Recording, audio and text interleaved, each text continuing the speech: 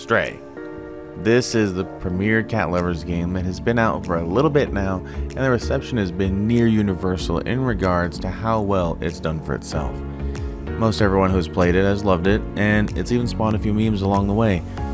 But can this release that is the most wish-listed game on Steam live up to all this hype? Yeah, I think so.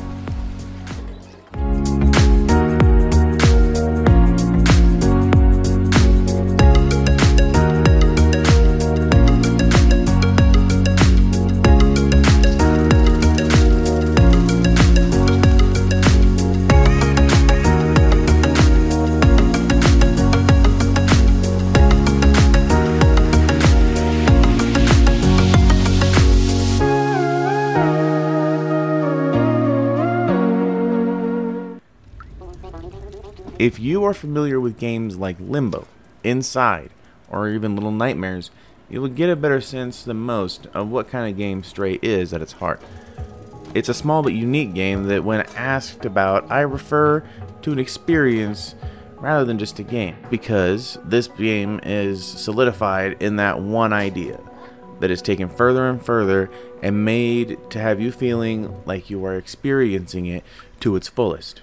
And in Stray's case, the idea is being a cat and everything that comes along with that.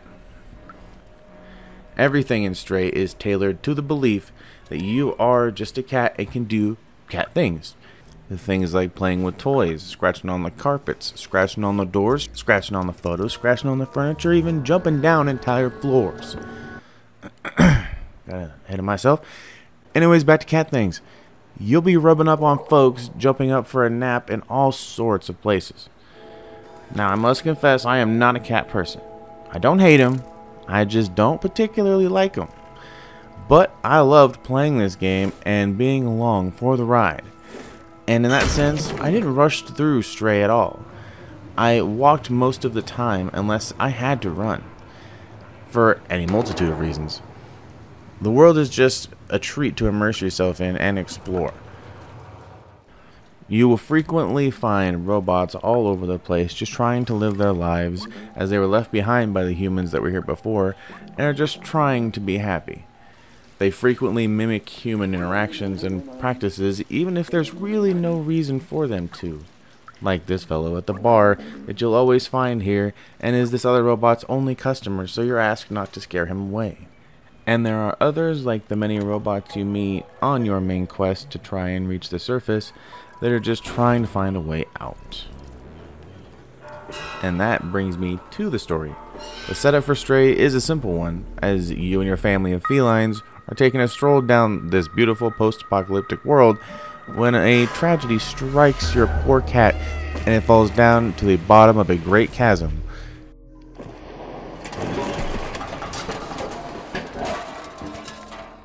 Here you will discover there are two types of life left down here. The robots and the Zurks, a strange little race of creatures that have led to the state of the world as it is. And there is never just one. So when you see them, it's time to run. When it comes to robots though, you'll find a colorful array of characters that you really feel the story through. Whether that's helping them with a small task or pushing forward the plot to leave the underground forever.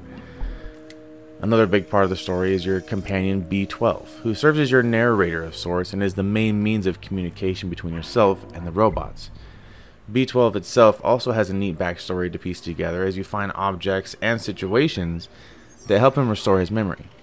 B12 is an emotionally resonant character that has a great effect on the end of the plot later on, and the bond between him and the Stray grew larger with each adventure, and I loved seeing it. So now comes the part where I feel Stray fell a little bit short. Even though you'll be regularly running up and jumping around your environment to get to your destination, there is no actual jump button or anything else without the use of a button prompt. This is a conscious decision by the developer to give you that sense of being a cat in the moment as they aim and jump just before they jump. And while it does come off that way when looking at it in action, in gameplay it's just kind of pushing forward with either tapping or holding X as I played on PS5. It brought a kind of mindless way of playing that could either benefit someone who would rather pay attention to the story or be a hindrance to an easily distracted fellow such as myself.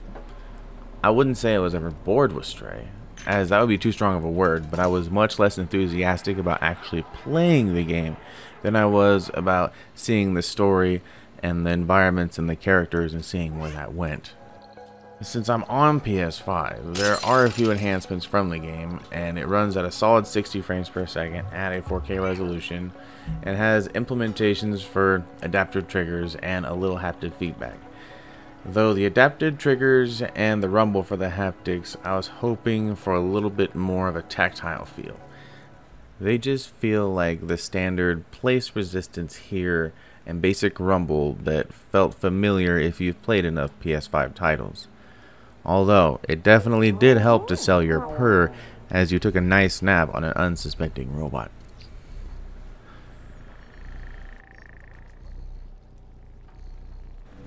Overall, I think people, especially the cat people out there, will love this game. It has something for nearly everyone, and it has a great story.